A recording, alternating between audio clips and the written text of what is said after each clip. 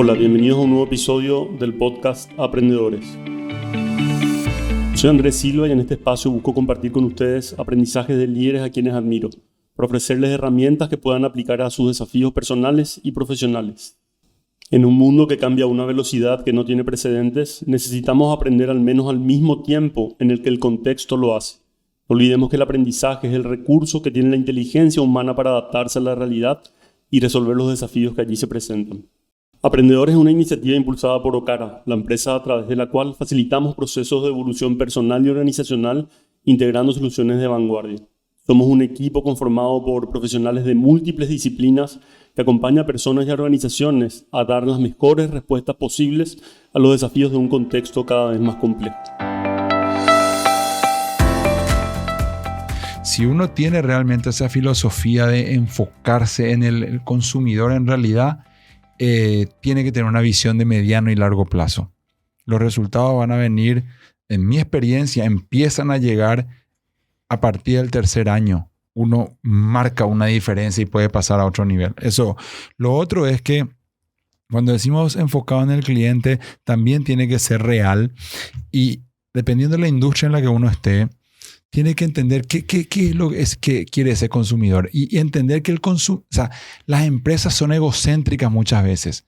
Nosotros pensamos, poner una empresa de seguro, de telecomunicación, un banco, nosotros pensamos que la gente se levanta a la mañana, están en el desayuno y ellos hablan de las empresas, hablan de nosotros. Che, ¿cómo están las tarifas y los precios de esto? Hablemos ahora de las tasas de los bancos. Che, pongamos acá las tarifas de las compañías. Ellos no. El consumidor como nosotros se levanta, le duele la espalda ese día, le tiene que llevar al hijo al colegio, se canceló el dentista, tiene un préstamo. Esa es la realidad. Entonces hay un cambio de decir, tenemos que pensar en ese consumidor, en las familias.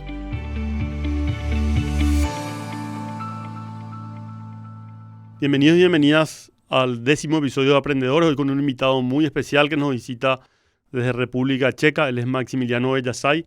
Maximiliano trabajó durante 15 años en el Banco Sudameris, luego fue parte de Millicom Tigo, trabajó tanto en Paraguay como en Colombia, desempeñando cargos ejecutivos, haciendo un aporte muy importante. Luego fue a República Checa como Chief Commercial Officer en la compañía T-Mobile y hoy nos está visitando para compartir muchos aprendizajes. Maximiliano es un visionario, ejecutivo de negocios, que está muy orientado a los resultados, con más de 2 décadas y media de experiencia acumulada en los sectores financieros y de telecomunicaciones. Maxi ha demostrado éxito en implementar estrategias transformadoras que impulsan el crecimiento de los ingresos. Su liderazgo decidido y su pericia han servido para optimizar la performance de las empresas con las que ha trabajado. Ha desarrollado una comprensión sólida y respetable de las culturas empresariales tanto en América Latina como en Europa. Es reconocido hoy por su habilidad para identificar, iniciar e integrar planes estratégicos de negocio que se alinean a la perfección con los objetivos corporativos. Su enfoque innovador permite reducir costos sin sacrificar los estándares de calidad o la continuidad del negocio, con un enfoque metódico y disciplinado para la resolución de problemas. En sus roles de liderazgo, tanto en B2B como en B2C, Maxi ha mantenido un enfoque intensamente centrado en el cliente, sin olvidar el foco en las personas, en los colaboradores, desde esa visión humana que él tiene. Y hoy hablamos de todo un poco, hablamos de su trayectoria, hablamos de su familia, hablamos de los cambios y de muchos otros tips y de aprendizajes que estoy seguro van a ser significativos para todos ustedes. Así que acompáñennos en esta entrevista maravillosa con Maxi Bellazay. Maxi Bellazay, bienvenido a Aprendedores. Un gusto enorme tenerte acá. Sé que estás recién llegado de Europa, así que una oportunidad extraordinaria de que puedas compartir hoy tus aprendizajes, tus conocimientos con nuestra audiencia. Bienvenido. Muchísimas gracias, Andrés. La verdad que el gusto es mío. Pisar tierra guaraní y estar de entrada ya conversando con buenos amigos, para mí honestamente es un placer.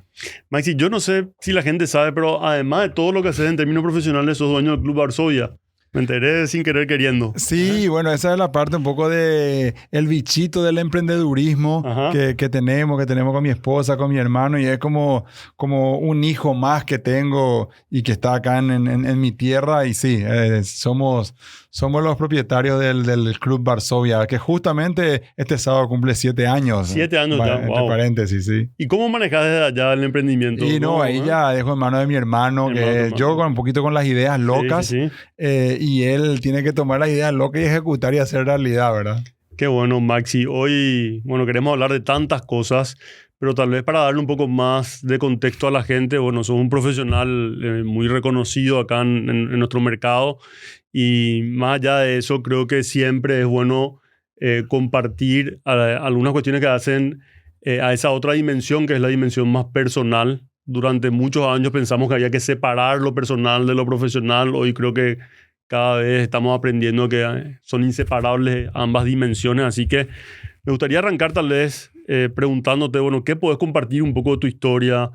Hechos que marcaron un antes y un después en tu vida, algunos aprendizajes significativos para darle un poco más de contexto a la gente. Sí, absolutamente. Bueno, primero que nada, yo soy un paraguayo de pura cepa.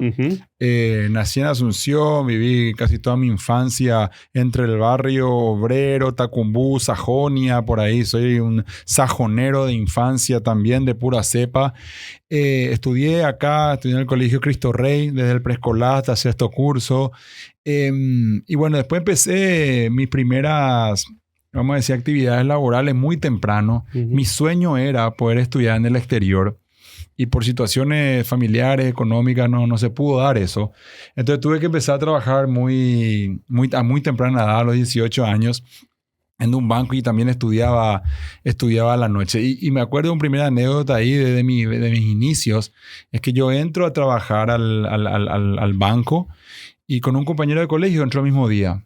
Y a él le dicen, bueno, fulano, vos te quedás acá en la casa central, y vos, Maxi, ordenanza, era el cargo, por supuesto. Vos, Maxi, vas a hacer ordenanza de la agencia Abasto. Y a mí se me vino el mundo abajo, porque dije, mi compañero se queda en la matriz y yo me tengo que ir allá. Pero yo dije en mi cabeza, bueno, por lo menos queda cerca de casa. Yo vivía cerca del Cristo Rey, pero porque yo pensé que era Mercado 4. Y llego a casa y le digo a mi papá, che, me voy al mercado de Abasto, papá. Por suerte es acá cerca. Acá cerca mi mercado de Abasto de allá. Tenía que tomar 3 micros. Y me acuerdo que si tomaba 2, me llegaba el zapato sucio ahí por lo que tenía que caminar. Entonces tomaba 3 micros de ida y de vuelta. Y cuento esto porque está muy marcado para mí ese inicio, el comenzar de cero, y cómo realmente uno después puede progresar. Y ahí trabajé 15 años en un banco. Me corre por las venas el mundo de la industria bancaria. Y en un momento dado se me da la oportunidad de pasar al rubro de las telecomunicaciones. Pero antes de entrar ahí, te cuento que yo soy casado. Tengo una esposa, una misma esposa con la que voy a cumplir 20 años de casado y 6 años de noviazgo. O sea, ya pasamos bastante, estamos ahí bien sólidos. Tengo 3 hijos. Brunito, que va a cumplir 14, Franco, que tiene 12, y Joaquina, mi nenita, que acaba de cumplir 9. Tenemos 2 perritas, Gina y Coco Chanel, pero le decimos Coco, que tienen ahora, Gina ahora tiene 6 años y Coco tiene 5. Ellas son parte de la familia, estuvieron con nosotros en Paraguay, en Colombia, en República Checa ahora. Entonces, algo que sí te puedo decir que me marcó es mi familia, el nacimiento de mi primer hijo, después el segundo, el tercero. Tuvimos cierto inconveniente para el primer hijo de diversas índoles por muchos años, hasta que llegó mi primer hijo, y me marcó la vida el formar una familia, desde aquella época hasta hoy en día. Otra cosa que creo que me marcó, que vamos a hablar, yo creo, sobre esto y tiene mucha relación, es el hecho que nosotros somos 3 hermanos, venimos de una familia media, muy trabajadora. Tengo un hermano, Gerardito, que es un niño especial, con síndrome de Down. Y eso a mí me marcó mucho de entrada, por el hecho de decir, che, todos somos diferentes, y ser diferente no significa mal. No, en absoluto. Entonces a mí me acuerdo en el colegio decir, che, qué gordo, feo. O sea, yo decía, ¿cómo? O sea, ¿Cómo algo que es diferente a otro va a ser algo despectivo? Pues tenía muy marcado mi hermanito, no iban los cumpleañitos, y yo no quería que ni se le mire mal. Eso me dio, yo creo, un enfoque muy hacia las personas, hacia respetar la individualidad de cada persona. Y bueno, después te cuento más de cómo esto me impactó.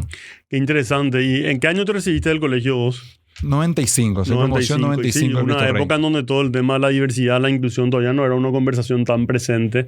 Y qué bueno que hayas tenido esa experiencia, porque es así, ¿verdad? Para los niños o las personas, a mí que me tocó trabajar tantos años vinculado al tema de la inclusión y personas con discapacidad, bueno, para los niños que se crían en contextos en donde hay diversidad, eso después no termina siendo un problema en otras dimensiones de su vida. Maxi, y llega primero la etapa, entiendo yo, ya después en términos profesionales del banco, 15 años de Banco Sudameris. ¿Ya? Tuve 15 años en el Banco Sudamérica. Justo acabo de venir de ahí porque tuve que hacer una operación y bueno, tuve una alegría enorme en los pasillos, ahí encontrándome con todos los colegas. Trabajamos juntos 15 años, mirate, entre los 18.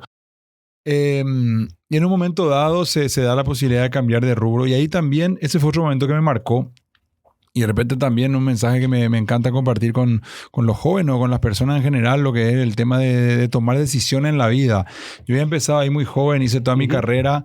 En ese momento Tigo era uno de los clientes más grandes del banco, era el cliente que yo le manejaba. Me invitaron a pasar a Tigo y la toma de decisión fue dificilísima.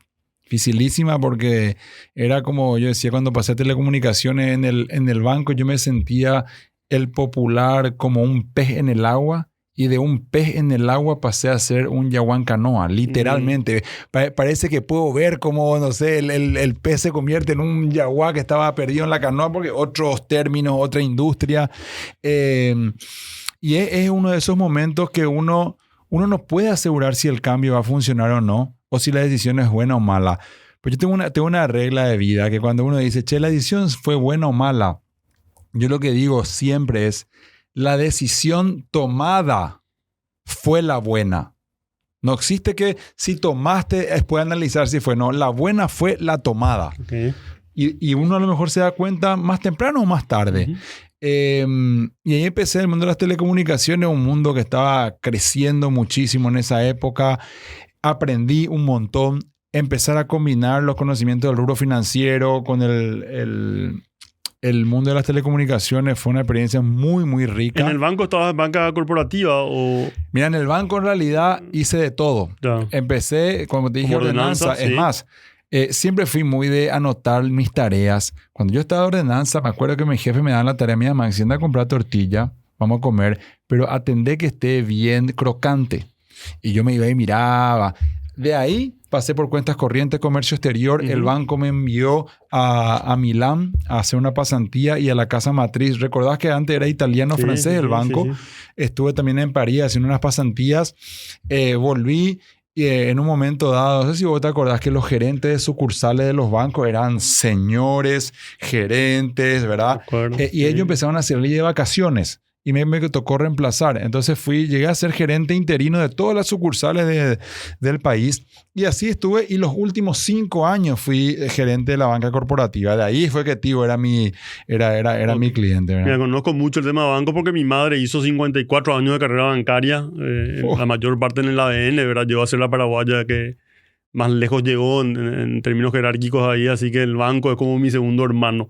Pero ¿cómo fue pasar de esa industria tan regulada, de esa cultura tal vez un poco más conservadora al rubro de las telecomunicaciones, en donde se trabaja más desde la lógica preferimos pedir perdón que permiso, como suelen decir? ¿Cómo fue ese paso? Es una experiencia también muy interesante porque yo soy de la teoría que para que una empresa sea exitosa o los grupos de trabajo puedan trabajar y sentirse realmente performar de manera y lograr los objetivos, una combinación de poder soñar de manera, vamos a decir, como emprendedores, de poder tener ideas disruptivas, pensar fuera de la caja. ¿Y qué pasa si hacemos esto y hacemos lo otro? Sin leer ningún manual. Que el manual sea la lluvia de ideas que tenemos en el cerebro y a la hora de ejecutar y hacer que las cosas ocurran. Sí soy muy fanático de hacer las cosas con calidad. Lo que yo le llamo la calidad de ejecución y tienen que haber procesos, tienen que haber reglas, pero no al revés. No que los procesos y las reglas nos limiten el cerebro. Entonces, el banco me dio mucho de estructura, de procesos, de política, porque también hacen que la banca funcione bien. Y las telecomunicaciones y Tigo en esa época me dio un poco más del mundo, que sí tengo que confesar que tengo ese bichito del emprendedurismo, de pensar más disruptivo. Esa combinación a mí particularmente me sirvió mucho y la utilizo hasta hoy en día. Pero ese Yaguán Canoa, ¿le costó un poco adaptarse a ese nuevo escenario? ¿O? Ese Yaguán Canoa, mira que viví ahí en ese momento y después también en República Checa, que te cuento enseguida. Eso tiene una lección muy, muy grande para mí. Y yo digo es la siguiente.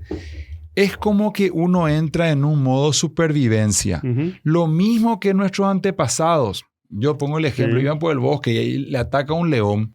Aunque parezca el ejemplo, uno entra en modo, tengo que sobrevivir y uno, todo el cerebro se activa para poder sobrevivir a esa situación. Es lo mismo acá, solo que el león es una situación desconocida, son todos los términos y los indicadores, son culturas nuevas. Y ese Yaguán Canoa, hasta te puedo decir dónde estaba sentado en la reunión, que dije, yo no sé si se puede decir malas palabras acá, pero bueno, yo estaba sentado y dije, ¿dónde carajo me vine a meter?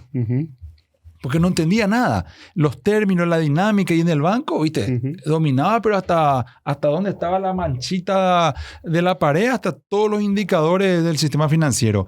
Y ahí uno empieza realmente a tener que forzar el cerebro. Es un poco lo que decimos salir de la zona cómoda, que hablemos también porque es fácil decir, pero en la realidad lo que ocurre es que sí, el cerebro se pone y dice, yo tengo que sobrevivir a esto. Y uno empieza a poner más aprendizaje, más perseverancia, más disciplina. Te exige ser más humilde porque enfrentar situaciones que por más que tengas experiencia, tenés que tener la humildad de decir, no sé, aprender de alguien de quien vos sos el jefe. No hay ningún problema con eso. Entonces, ese Yaguán Canoa que decimos tiene un aprendizaje enorme. Y que cada vez más frecuente eso, ¿verdad? Porque ya no vivimos en un mundo en el que, así como te comentaba el caso de mi madre, que hizo 54 años de carrera bancaria, en que ya entramos a quedarnos para siempre.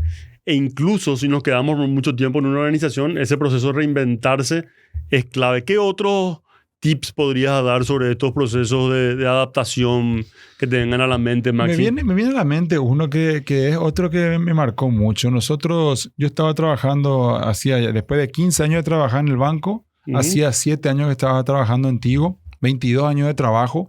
Como te conté, empezamos muy de abajo con mi esposa. Entonces dijimos, llegó la hora de construir una casita. Por primera vez. Hicimos los planitos, tuvimos esa ilusión, reunión con la arquitecta y se empezó a hacer la casa. En el momento que se empieza a hacer la casa, cuando me iba a hacer literalmente la primera visita de la obra ahí que empezaba, me dice, mira, tenés un planteamiento para ir a Colombia. Como que a un curso, no a vivir, a mudarte, a trabajar ahí con toda tu familia. Yo no sabía. Wow, ¿qué momento? ¿Qué momento? Yo cuento la anécdota. Me fui a ver la casa. Mi señora estaba ahí. Yo tenía una cara rara. Y me dice, che, ¿qué te pasa? Después te cuento, le digo. Y yo miraba la casa y decía, che, si yo acepto ir a Colombia, ya no voy a vivir acá. Y si no acepto, de por ahí me quedo sin trabajo y tampoco voy a tener la plata para pagar y tampoco voy a poder vivir acá. O sea, yo veía que ya no era mi casa. Claro. Pero sí, nos fuimos. Aceptamos el desafío como familia, nos fuimos a Colombia a vivir. Fue un momento, una decisión muy importante el expatriarse totalmente. Una cosa es un curso, otra cosa es un año, pero cuando vos compras solo el ticket de ida y sabes que uno se desarraiga, es una decisión importante familiar. Y también hay un poco el tema de lo material. El arraigo, que la casa física sea el arraigo, y no. Y vos te das cuenta que realmente el hogar es donde está el núcleo familiar. Y se lleva todo. Se lleva la tradición, se lleva el amor, se lleva la pelea, se llevan los problemitas diarios.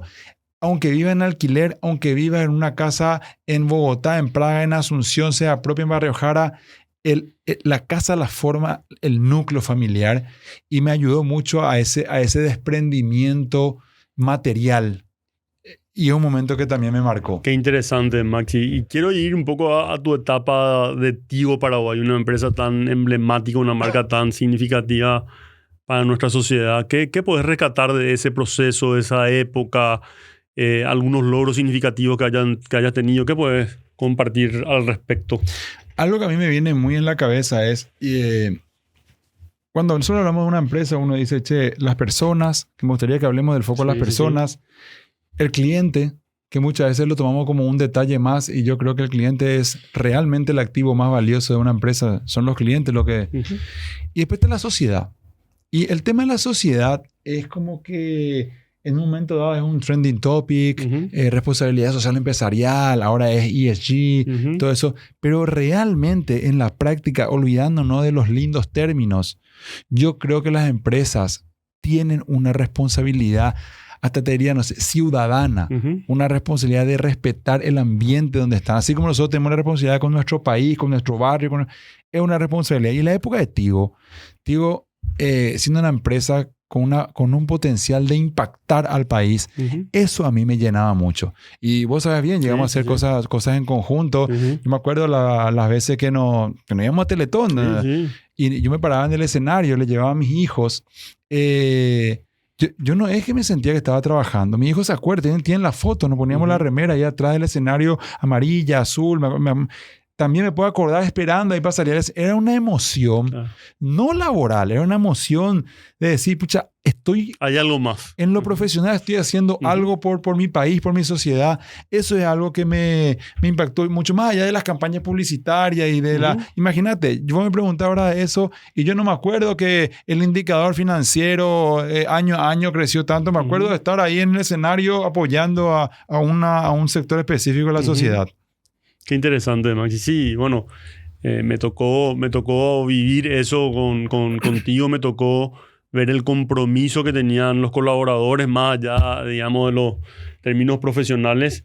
Y qué importante es poner eso sobre la mesa en una sociedad, como siempre decimos, en donde no podemos pensar en negocios exitosos en sociedades fracasadas, ¿verdad?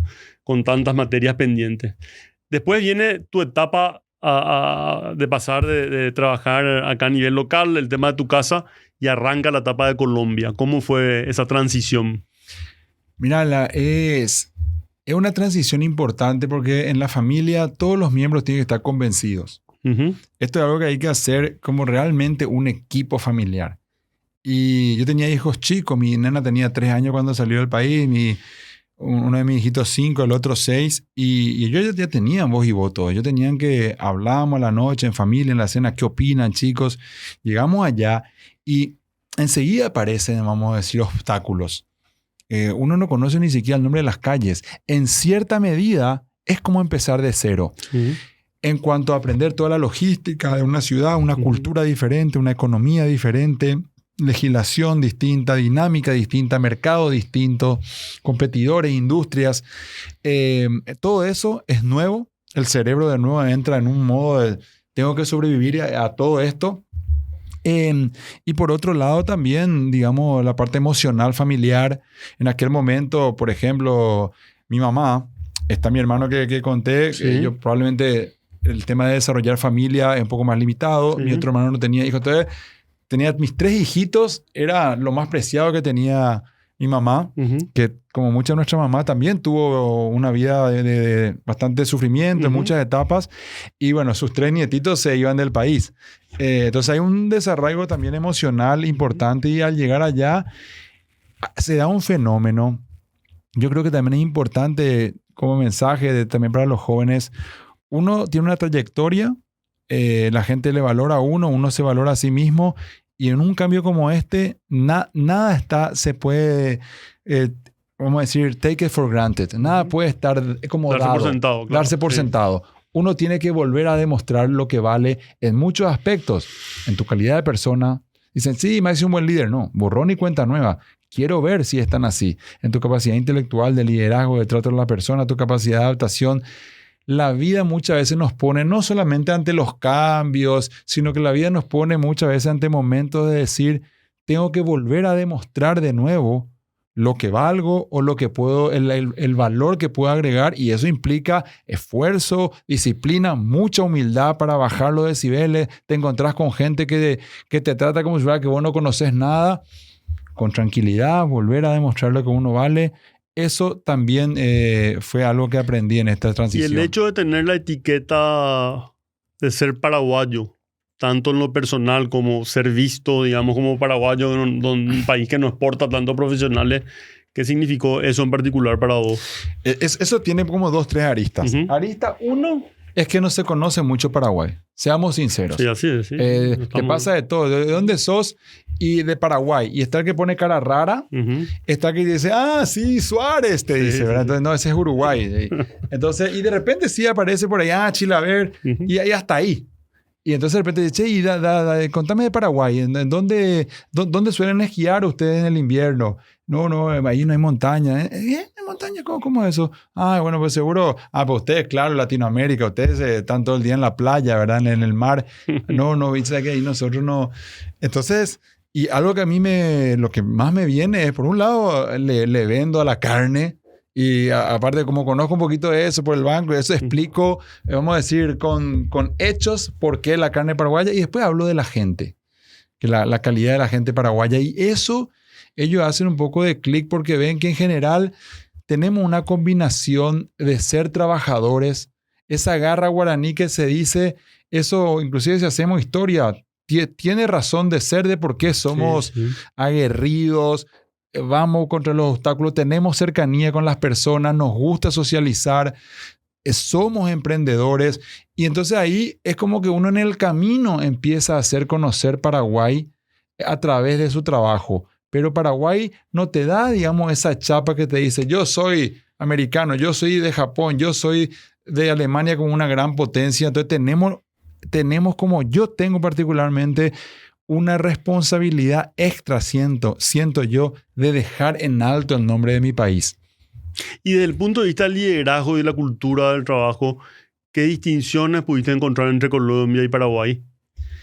Y entre Colombia y Paraguay, por un lado, hay varias similitudes.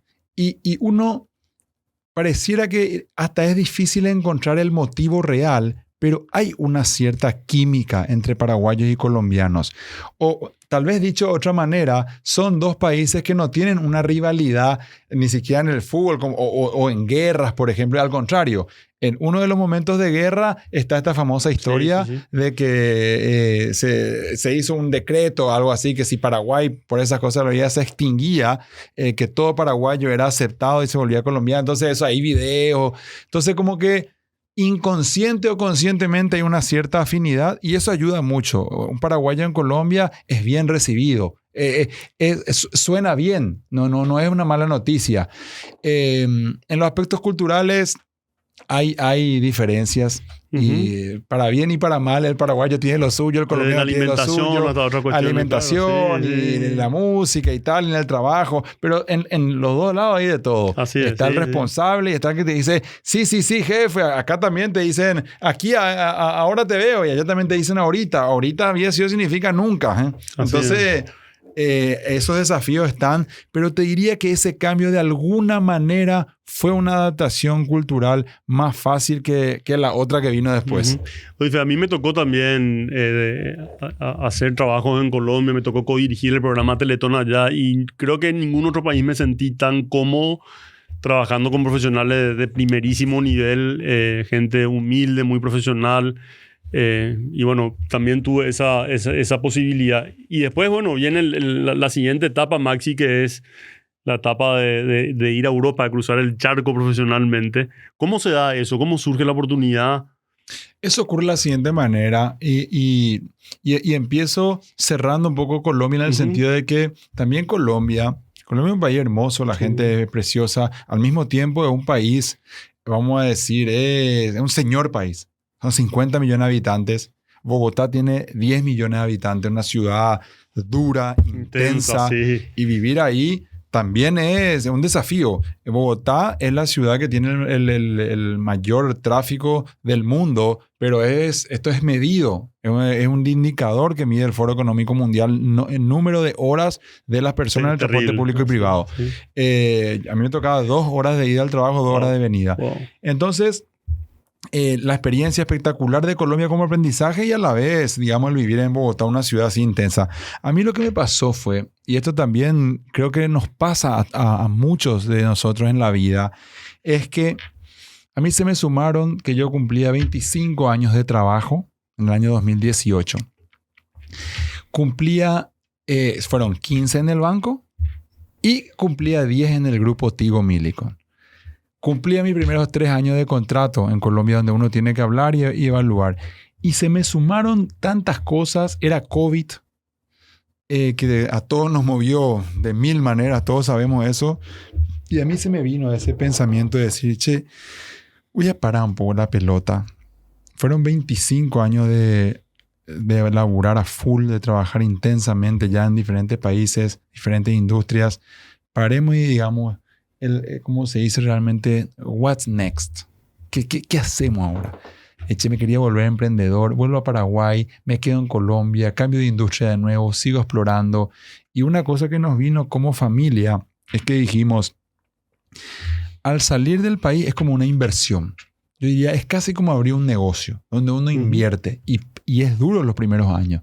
Entonces dijimos con mi esposa, ya que estamos afuera, tratemos de maximizar la experiencia siempre y cuando se pueda. Si no se puede y tenemos que volver, yo vengo acá y algo haremos en nuestro querido Paraguay. Creo que alguna actividad interesante vamos a encontrar. Si no, tratemos de maximizar. Por un lado, por la carrera profesional. Por otro lado, por la aventura y experiencia familiar. Y por otro lado, por la oportunidad para los niños.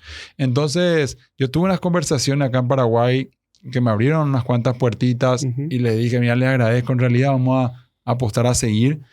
Y ahí, abriendo puertas y cómo se conectan los puntos. La persona con la que trabajé antes acá, que nos habíamos despedido inclusive, le llamo y le digo, mira, ¿qué tal ahí las oportunidades para ir a trabajar por T-Mobile allá en Europa? Y me dice, mira, Maxi, vos sabés que yo te aprecio mucho, con todo respeto. No sé cómo vamos a encarar, presentar acá que un paraguayo que venga a trabajar a Europa del Este, no sino que ya de por sí acá hay mucha gente, la cultura, o sea, no. Pero vamos a probar, podemos probar, pues. Y una de mis opciones fue esa. Pasé por 7 entrevistas durante 7 meses, época de COVID. Había ciertas entrevistas en T-Mobile en la división Europa que son únicamente presenciales, porque también quieren ver el desenvolvimiento. Igual fue eso online. Y se abrieron otras oportunidades. Una, por ejemplo, era Panamá. Era casi un hecho que no íbamos a Panamá. Eso estaba ya, inclusive vimos casa y eso. Pero a mí yo tenía ahí la esperanza de que salga lo otro. Y cuando me quedaban 24 horas para tener que decir sí o no a Panamá, y ya con el riesgo de quedarme sin el pan y sin la torta, yo tenía que responder un 9 de diciembre, era 8, el día de la Virgen de Cacupé, estábamos allá en Bogotá. Ahí me escriben. Encima me envió un mensajito la directora de Recursos Humanos que estaba en Alemania, porque T-Mobile es una empresa originalmente alemana. Me envió un mensajito, me dice, hey Max, en inglés me pone, te quería comentar, no sé si ya te habrán avisado por otro medio, pero te quería comentar que acá se acaba de aprobar, quedaste seleccionado. El cargo es Chief Commercial Officer en T-Mobile República Checa. Así que bueno, felicitaciones. Y welcome to DT. DT le dicen a Deutsche Telekom. Welcome to DT. Yo leo ahí y le digo a mi señora, che, acá me confirmaron, no vamos a Praga. ¿En serio? Sí. Y bueno, y vamos. Y ahí se dio. Tuve que agradecer a las otras oportunidades que me dieron. Me despedí también del grupo Millicom de la mejor manera. Y ahí empezamos, ¿viste? Como cualquiera entra en Google y ve República Checa, clima. Creíamos que era euro, había sido Noé, ahí es la corona checa. La cerveza. Y ahí empezamos a investigar y empezamos los preparativos para esa mudanza. ¿Hubo algún momento duro en todo ese proceso que recuerdes? ¿Qué fue lo más difícil? Ahí en vez de post tenemos que pasar y escribimos un libro juntos. No, obviamente ahí era, en primer lugar, porque cuando uno pasa a un país así, realmente el nivel de desafío es mayor. Empezando por cosas mínimas. Cuando para nosotros es invierno, allá es verano. Cuando acá es verano, allá es invierno. Está el otro polo, está del otro lado del Ecuador. Segundo, la cultura en sí son culturas más frías. Y todo lo que voy a describir ahora no significa malo. Okay. Estoy describiendo que somos diferentes. Sí. Son culturas frías, mucho menos emocionales, mucho más prácticos.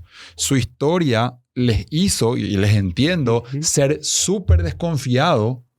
Por default, vos tenés que desconfiar porque cualquier cosa que venga de afuera hay un riesgo de que sea mentira.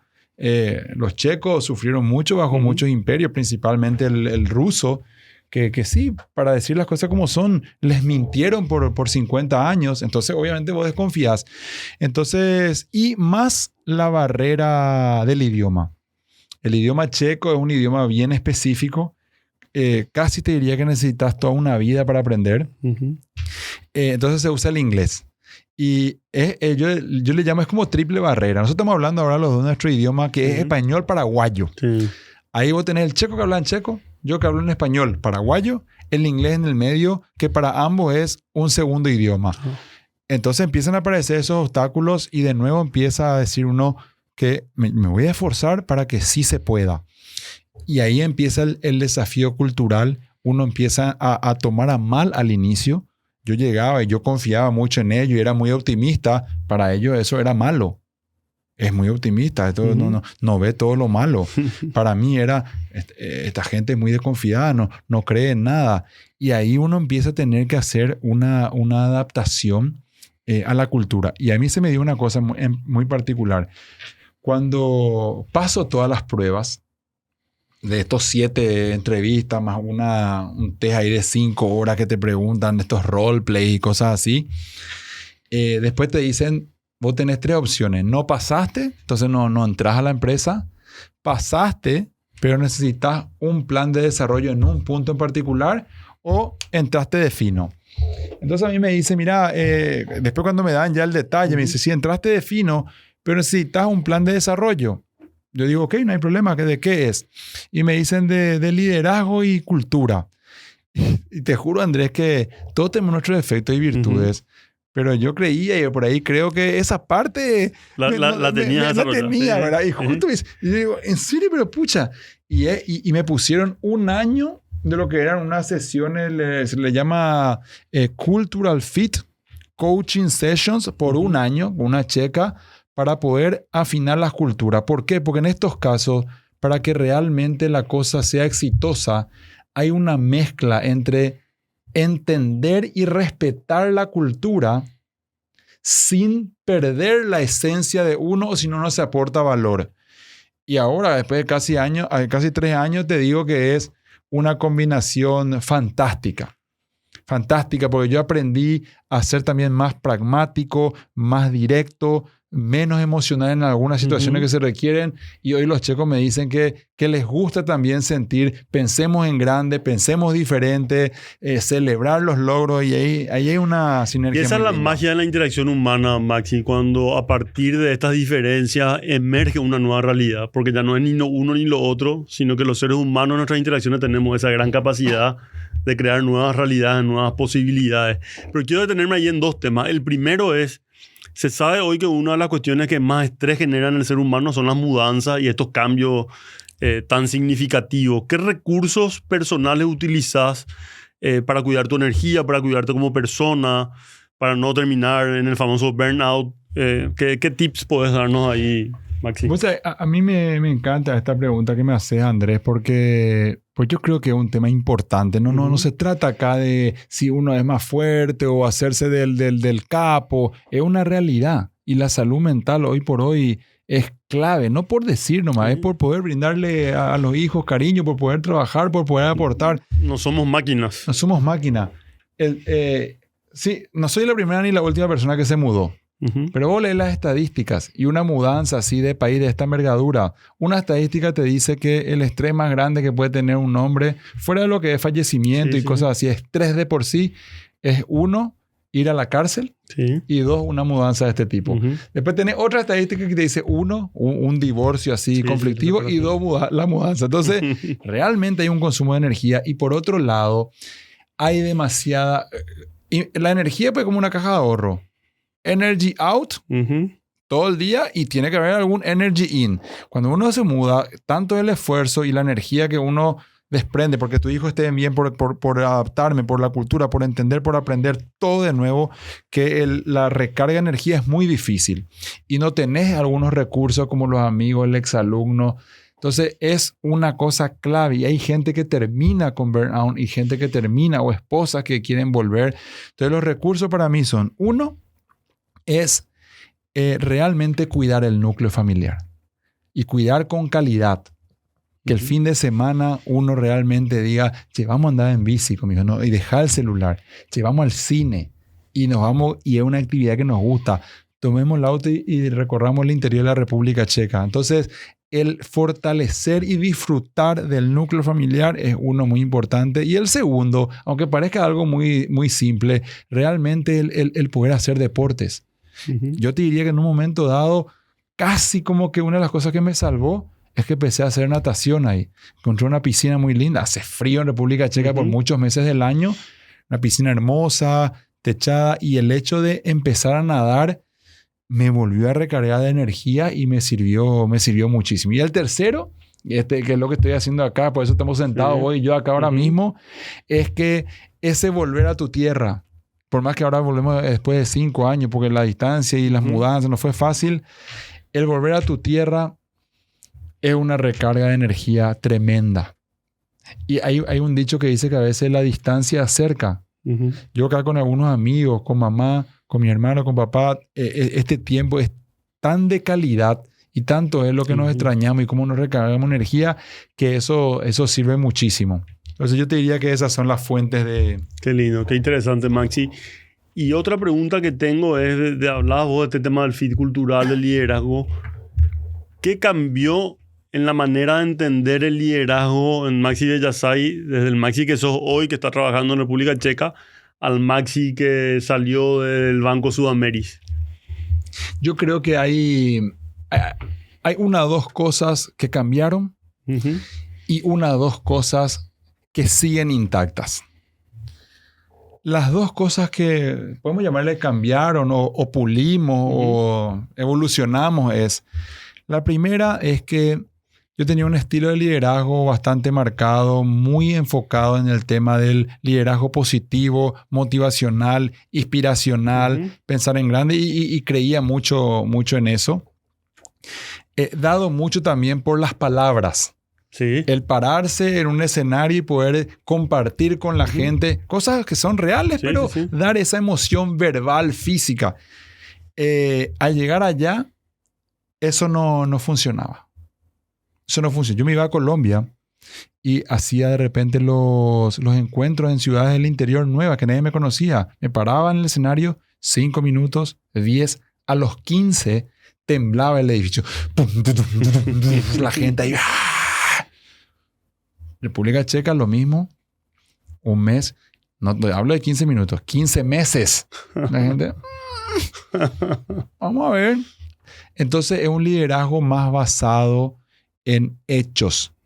Ellos no van a creer en el discurso, pero si vas a hacer un discurso, van a mirar por un año si sos consistente con el discurso y después van a decir, a este señor no solamente se le puede seguir y puedo confiar, le voy a seguir y voy a confiar y voy a ser incondicional porque me demostró que es consistente con sus palabras. Entonces ese liderazgo más de verbal a más menos palabras, más hechos. Lo segundo que tuve que ajustar es que de alguna u otra manera, como yo vengo muy de abajo de operar, era un líder un poco más metido al detalle y tal vez con ganas de ayudar, un poco más cerca del detalle. Tal vez algunas personas podrían haber sentido que me metía mucho, en aquel momento se valoraba y ahora hice un cambio a decir, trato de enfocar que mi estilo de liderazgo esté basado en 2 pilares fundamentales. El primero es empoderamiento.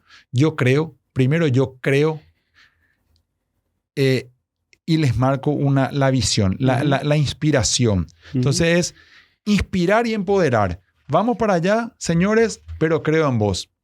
Pero al mismo tiempo, support. Yo estoy acá las 24 horas para lo bueno y festejamos juntos lo bueno y juntos estamos en el fracaso. Entonces, ese inspiration and support es un poco... Y la verdad que me tocan ahora 11 divisiones, son 2,000 personas. No puedo estar ahí en el detalle del color de la pintura de la tienda. Entonces, el inspiration. Esas son las 2 cosas que, vamos a decir, ajusté. 2 cosas que intenté ser fiel y funcionan. Es el liderazgo positivo, que es el decir, el liderar hacia lo bueno. El liderar hacia, si el objetivo que tenemos que lograr, por poner un número X, una vez teníamos un proyecto que teníamos que llegar a 500,000 clientes. Ujú. El liderazgo, el que yo llamo el negativo, lo es un desastre. Si no llegamos, te echo. Eso Sí. ya no existe. El natural es el seguimiento, el número y la gente un poco con presión. El que yo llamo positivo no es paternalista ni mucho menos. Es decir, 500,000. Che, ¿y qué pasa si llegamos a 1,000,000 de usuarios, si le beneficiamos a 1,000,000? No, más es imposible. ¿Pero por qué? ¿Qué pasaría? Pero así de manera amena. El cerebro de la gente, al no tener esa presión negativa, se destapa, Andrés. Y empiezan a decir, no, pero en ese caso, más decir, para 1,000,000 tendríamos que hacer esto. No, y ahí en ese caso hay que hacer tal y tal y tal y tal y tal. Y ese liderazgo que pareciera paternalista y que hasta ahora muchas personas me hacen el challenge a este estilo. Ahora por suerte ya hacen 27 años de esto, he probado en la práctica que no solamente se pueden conseguir igual los resultados, sino que pueden inclusive, en este caso que te menciono y otro, pueden inclusive duplicar los resultados. Interesantísimo. Nosotros desde Ocara hablamos mucho de combinar, por un lado, un alto nivel de seguridad psicológica y por otro lado un alto nivel de rendición de cuentas.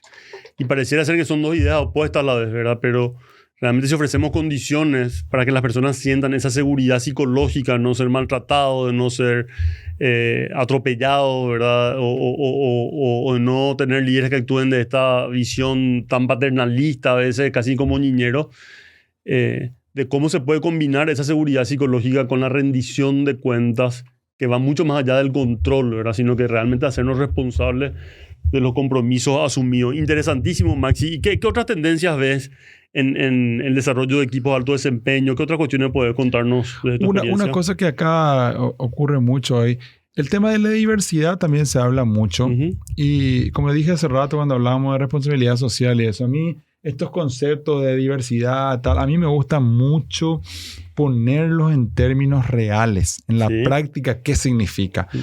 Entonces, a mí me toca de este equipo que te digo, 11 divisiones, 6 son checos, 2 son alemanes, uno es de Pakistán, una persona es de Eslovaquia. Entonces, ahí sí que tiene una diversidad total.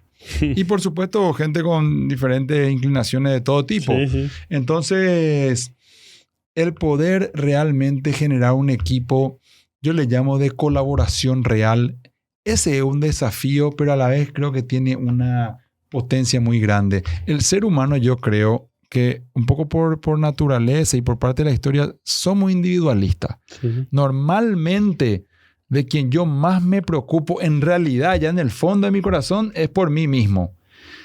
El poder evolucionar eso a decir que mi yo puede ser inclusive más grande y yo realmente puedo sentirme más relacionado, más realizado por formar parte de algo grande, eso es fantástico.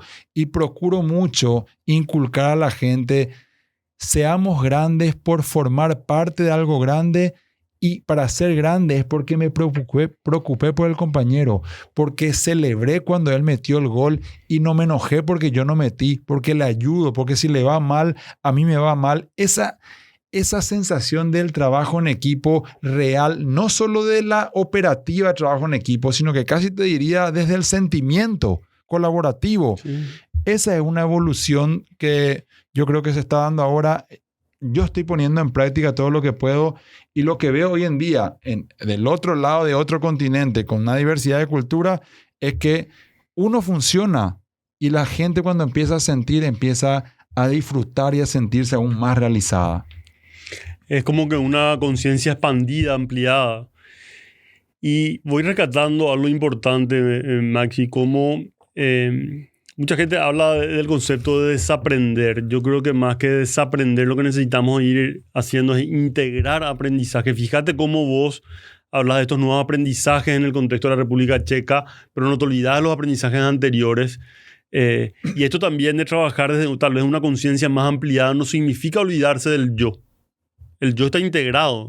Pensar en otros no significa que tengo que olvidarme de mí mismo o dejar de lado mis prioridades. Y esa cultura creo que de la integración, de entender de que es y no o, creo que facilita mucho estos nuevos desafíos culturales que tenemos. Ahora, Maxi, quisiera tal vez enfocarme un poco en esto que planteas como uno de tus focos que tiene que ver con una empresa centrada en el cliente. Tal vez hablar un poco más desde ahí, porque creo en las empresas que me toca acompañar que mucha gente enuncia o declara eso, pero yo no sé si todavía es algo encarnado, es algo que logramos aterrizar. Así que, ¿qué puedes compartir desde tu experiencia? ¿Qué significa ser una empresa, un negocio Sí. centrado en el cliente? Eso en realidad me tocó ya en varias ocasiones tener el desafío de realmente implementar desde una manera muy casera Sí. o muy de fuerza, a fuerza de buenas intenciones en el Sudameris, hasta de manera súper sofisticada, que es como lo que estamos haciendo ahora. Lo primero es que, como vos decís, es muy fácil poner en el plan estratégico como un pilar estratégico, decir, nosotros somos una empresa enfocada en el cliente. Eso es y queda muy bien en el PowerPoint. Del dicho al hecho, ahí hay un gran trabajo. Una de las primeras condiciones es que pareciera que uno puede sacrificar resultados financieros de corto plazo porque uno invierte en cosas beneficiosas para el cliente y uno mira los números, che, pero acá vamos a ganar menos, por ejemplo. Si uno tiene realmente esa filosofía de enfocarse en el consumidor, en realidad tiene que tener una visión de mediano y largo plazo. Los resultados van a venir, en mi experiencia, empiezan a llegar a partir del tercer año. Uno marca una diferencia y puede pasar a otro nivel. Eso. Lo otro es que cuando decimos enfocado en el cliente, también tiene que ser real y dependiendo de la industria en la que uno esté, tiene que entender qué es lo que quiere ese consumidor y entender que las empresas son egocéntricas muchas veces. Nosotros pensamos, poner una empresa de seguro, de telecomunicación, un banco, nosotros pensamos que la gente se levanta a la mañana, están en el desayuno y ellos hablan de las empresas, hablan de nosotros. Che, ¿cómo están las tarifas y los precios de esto? Hablemos ahora de las tasas de los bancos. Che, pongamos acá las tarifas de las compañías. Ellos no. El consumidor como nosotros se levanta, le duele la espalda ese día, le tiene que llevar al hijo al colegio, se canceló el dentista, tiene un préstamo. Esa es la realidad. Entonces hay un cambio de decir, tenemos que pensar en ese consumidor, en las familias. Se levantan, qué necesitan, cuáles son sus problemáticas, en qué yo no le estoy ayudando, en qué le estoy inclusive causando un problema. Eso hoy está un poco más sofisticado, es el famoso escuchar al cliente. Con estas metodologías del Net Promoter Score, el NPS. Y realmente ahí yo soy un poquito fanático de dos extremos. El extremo en el que se dice el detractor, el cliente que realmente le fallamos, que del 1 al 10 te pone una calificación 1 o 0. Muchas empresas toman esto o como un indicador más o dicen, bueno, no hay tantos clientes que pongan eso por suerte. Para mí no. Para mí ese es un punto de inflexión para una empresa. ¿Por qué? Imagínate que vos te vayas a un restaurante. Vos salís, estás ahí por tomar agarrar el estacionamiento y te dicen, che, del 1 al 10, señor, ¿cuánto usted califica este restaurante? 1. Es algo emocional, o sea, algo te molestó realmente. Y esto es aplicable para cualquier empresa.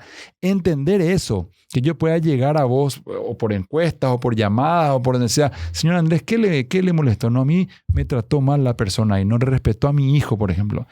Entender eso y trabajar a fondo en eso, esa es una manera de estar centrado en el cliente. Y por otro lado, el otro extremo es el que está realmente satisfecho, el que le ayudaste en su día a día.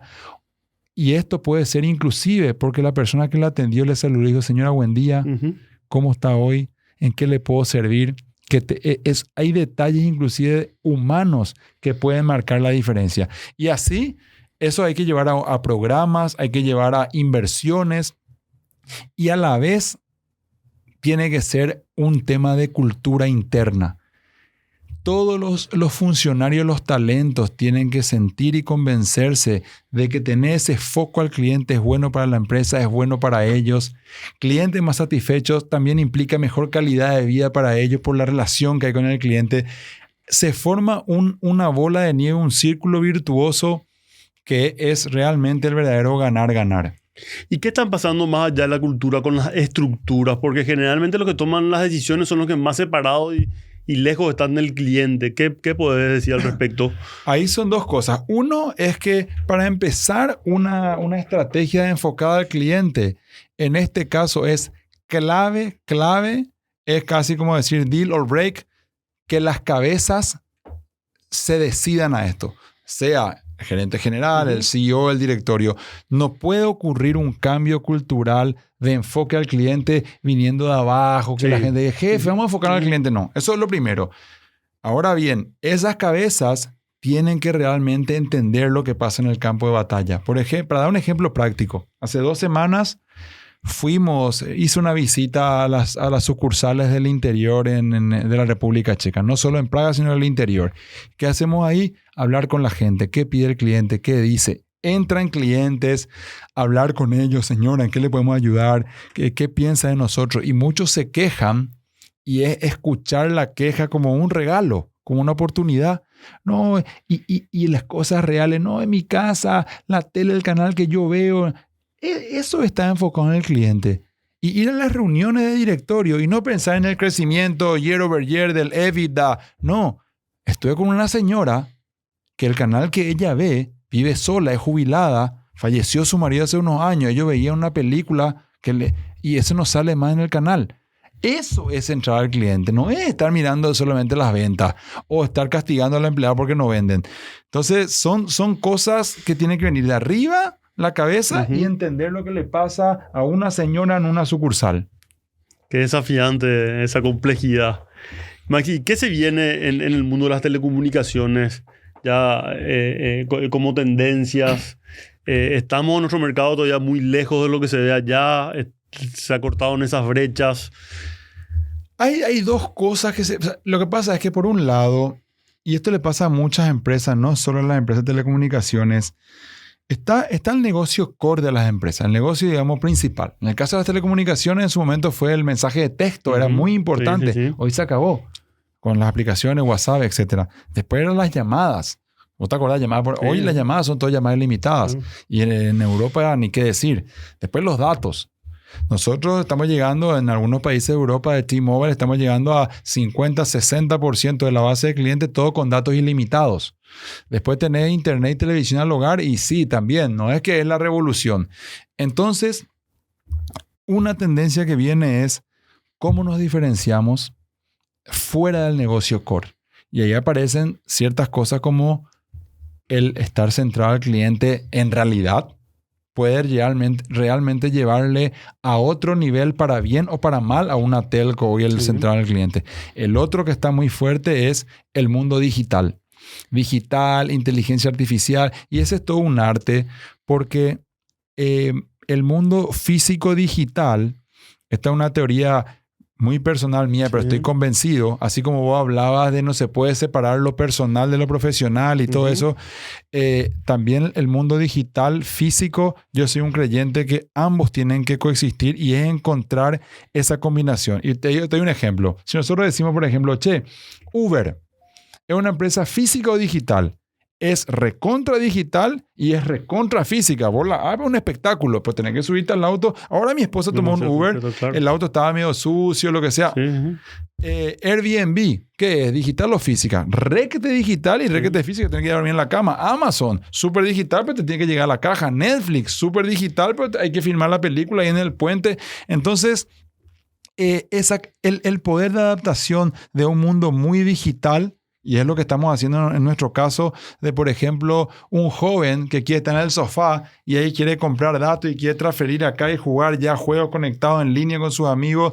Y la persona que en lo que dura un semáforo rojo quiere hacer todas sus transacciones de la app y punto. El mezclar ese mundo con de repente la señora o el joven que va a la tienda y quiere contar sus problemas. Uno dice, no, el cliente no quiere todo digital. Sí, pero hay gente que quiere ir, quiere tocar, quiere que se le explique, quiere que nos miremos a los ojos. Me dice, en la aplicación yo no te puedo explicar, mi hija, lo que yo necesito.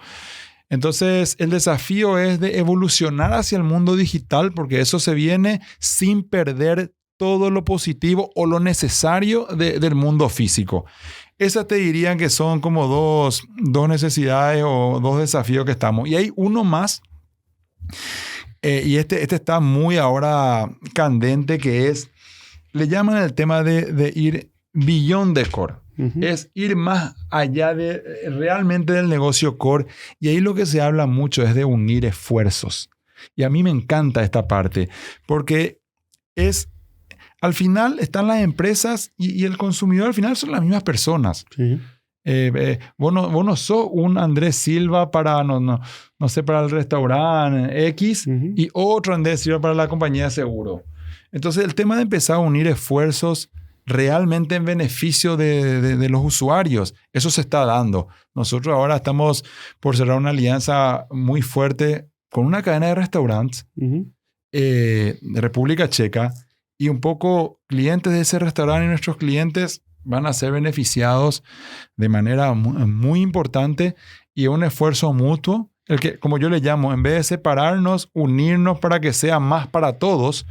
Esa es una tendencia muy... ¿Qué más hacer beyond the core? ¿Qué podemos innovar? Pensar más ecosistémicamente, tal vez. Ecosistémicamente, siempre en función al escenario, al usuario, y en el ecosistema todos en realidad crecen más que separados.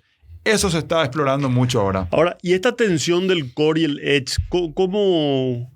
¿qué podrías compartir al respecto de tus aprendizajes? Yo veo que acá hay muchas empresas que están tratando de buscar como que la diversificación o desarrollar ciertas innovaciones o nuevas iniciativas emergentes más allá del core. Tienen esta gran dificultad, un equipo que ya está totalmente zamullido en el business as usual, y la posibilidad de poder, generar condiciones para que emerja lo nuevo. ¿Qué puedes compartir? Yo vi dos modelos, y desde mi punto de vista hay uno que tiende a fracasar y hay uno que estoy viendo que funciona muy bien. Okay. El que tiende a fracasar, de mi punto de vista, es decir, no, señores, nosotros tenemos, este es tu negocio, vos tenés que vender, pero necesito innovación, tráeme cosas nuevas.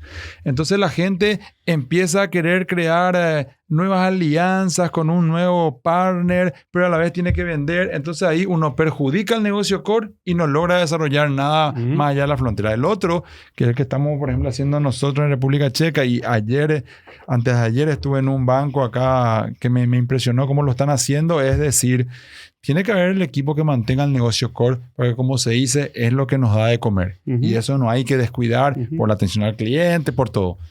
Y hay que poder invertir en un equipo enfocado a los negocios por fuera del core, que en primer lugar tienen que sentirse importantes. Tienen que sentir, señores, ustedes están desarrollando el futuro. Muchos vienen del core. Tranquilo, esto es diferente, va a ser innovación. Darles el empowerment y la confianza. 1. 2. Acá van a haber cosas que van a salir mal desde el punto de vista que nosotros conocemos como mal. No hay mal en este. Acá, por ejemplo, si se implementa algo y falla, eso está bien. Es parte del proceso de aprendizaje. Sí, claro. Te diría está bien, claro, porque se pudo probar con hechos, no con teoría, que esta parte no funcionó y yo tengo los hechos del por qué no hacer. Eso vale oro. Eso para mí es bien. Y lo tercero es que así como la atención al cliente necesita visión de mediano y largo plazo, acá también necesita visión de mediano y largo plazo, perseverancia, humildad. Empresas muy soberbias que no quieren ¿cómo le llamaba vos? Esquema sinérgico. Usaste un término que me inteligencia gustó. Colectiva. ¿Cuál? Inteligencia colectiva o colaborativa. Sí. Hay empresas inclusive grandes empresas mundiales, americanas, inclusive europeas, un poco arrogantes en ese sentido, que no quieren colaborar. Eso también yo creo que tranca. Entonces tiene que ser inversión, foco, mediano plazo y capacidad de colaborar. Maxi, tantas cosas tenemos para hablar, pero el tiempo es tirano, como se suele decir. Me gustaría el poder enfocar esta última parte de la entrevista en qué podrías compartir desde este lugar donde estás después de haber transitado tanto con los que están arrancando. Acordate del Maxi que era hace 20 años atrás, hace 25 años atrás, profesionales que de repente están empezando a dar sus primeros pasos con mucho entusiasmo. ¿Qué podrías decirle a nuestros jóvenes que están empezando en el mundo laboral? Tengo dos cosas en la cabeza que creo que, que realmente siento la motivación como paraguayo de compartir con los jóvenes talentos paraguayos. El primero es El paraguayo puede, Andrés. Y no es una frase motivadora nada más. Es una realidad. Nosotros, es más, hasta te diría, puede más. ¿Por qué? Porque tenemos esa característica del gran país chico. Ujú. Nosotros somos un país chico, pero como personas somos igual o más grande que otro, porque tenemos la garra de ser un país chico, tenemos la sangre latina, tenemos la capacidad de relacionarnos, somos capaces, tenemos la capacidad de solucionar problemas en situaciones difíciles. Entonces, el paraguayo puede y puede muchísimo. No solo acá en Paraguay, sino en cualquier latitud, sea la que sea. Punto 1. Entonces, creerse. Y les dice no por ser yo, porque yo sea nadie, no. Les dice un chico que a los 18 años empezó a trabajar y tomaba 3 micros, que bueno, hoy tengo la posibilidad de que soy jefe de alemanes cuando ellos son una potencia mundial. Entonces, el paraguayo puede. 2, a veces me dicen, che, ¿cuál es la clave del éxito? ¿Qué puedo hacer para crecer? Y uno puede hablar mucho y decir cosas, no, la perseverancia. Para mí es lo siguiente. El rol que uno tiene en un momento dado, hoy puede ser que sea analista de crédito, puede ser que seas vendedor, el que sea. El rol es como si ese es tu escenario. Y yo el paralelismo que uso es que si vos tenés una banda de rock, a vos te toca tocar la guitarra, tu rol es como si fuera que vos sos el guitarrista. Vos podés tener en mente, no, pero yo también quiero aprender piano algún día, pero ¿qué pasa si yo me mudo de banda? Si cambio de trabajo, que el foco tiene que estar en el instrumento que vos estás tocando. Cuando sea el concierto y la gente te mire, te van a mirar si vos tocas bien la guitarra. Ese tocar bien la guitarra es tu rol. Entonces, ¿cuál es para mí la clave? Es dar todo de sí, todo de vos con responsabilidad, con empeño, con curiosidad, con ser buena gente, con ser respetuoso en el escenario que te están dando, que es tu cargo actual. ¿Y por qué estoy tan convencido de esto? Porque yo digo, siempre hay alguien que te está mirando, aunque uno no lo crea.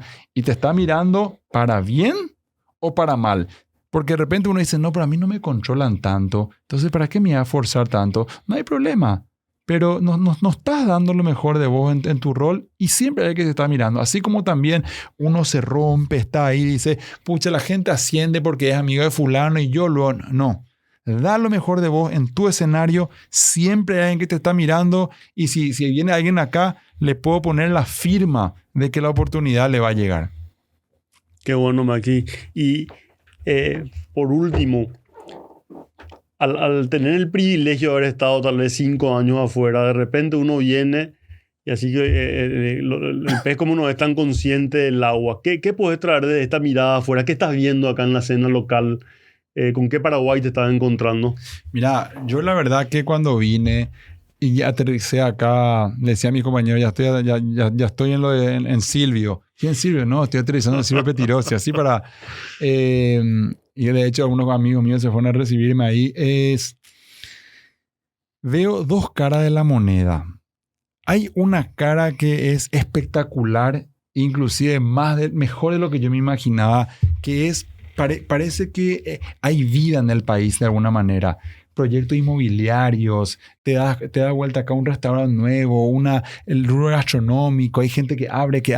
A lo mejor el que está acá no se da cuenta, pero cuando venía después de 5 años, sí. Acá está esta pizzería, acá está este otro, hay vida. Ahí se nota que hay movimiento. Otra cosa que me llama la atención es, de repente ves jóvenes que están o en el mundo de la música o en el mundo de la producción audiovisual, ideas, emprendedores. Ayer hablaba con un amigo que trabaja para una empresa y me contaba todo lo que están haciendo y cuántos años lo que tiene el dueño, ¿no? Y ayer cumplió 29, me dice. Y un emprendedor espectacular. Entonces sí veo que hay una oportunidad, hay un país pujante, gente joven, talento, y eso la verdad que me motiva mucho. La otra cara de la moneda es que sí ves algunas cosas que siguen igual. De repente, qué sé yo, el policía que te para y te pide, dame una propinita, jefe. Eso sigue igual. Y creo que ahí podemos evolucionar el así nomás hacer, más o menos nomás, y las cosas, el aeroporte. en ese aspecto sí creo que tenemos todavía una oportunidad grande, que si mezclamos con lo otro, yo estoy convencido que Paraguay también tiene un potencial enorme. Pero así, más de lo emocional, te digo, sí es un país que vos llegás y sentís la calidez. ¿Cuál es mi problema ahora? ¿Cómo organizarme para todos los asados? y ver de no comer tanto para no el ácido úrico, ¿verdad? Pero es espectacular estar en Paraguay.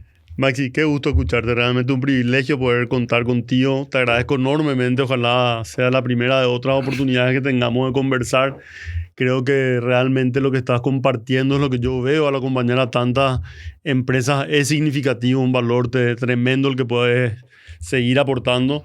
Y bueno, ojalá esta entrevista pueda inspirar a mucha gente, como es tu propósito, a desarrollarse, a entender que se puede, a mirar un poco más allá. Y creo, bueno, que en ese sentido son un fiel testimonio de que es totalmente factible. Así que gracias de corazón. Y bueno, esperemos que la gente pueda aprovechar al máximo cada segundo de esta entrevista con temas tan ricos y tan interesantes. No, la gente me dice, Andrés, así como me decís, Maxi, gracias por tu tiempo. Pues yo en realidad digo también gracias por la oportunidad. Porque para mí es un placer y realmente me llena el poder compartir, y no por hablar de mí en absoluto, pero tener la capacidad de dar un granito de arena ahí a mis compatriotas, a los jóvenes, que demasiado quiero que crean en ello y sepan que pueden progresar. Gracias, Maxi. Se te escuchó con esa humildad, pero por otro lado también con la seguridad de que estás hablando de cosas que realmente transitaste. Y compartir eso no es ego, compartir eso es generosidad. Así que muchas gracias. Y bueno, cerramos este episodio número 10 de Aprendedores. Muchas gracias a todos.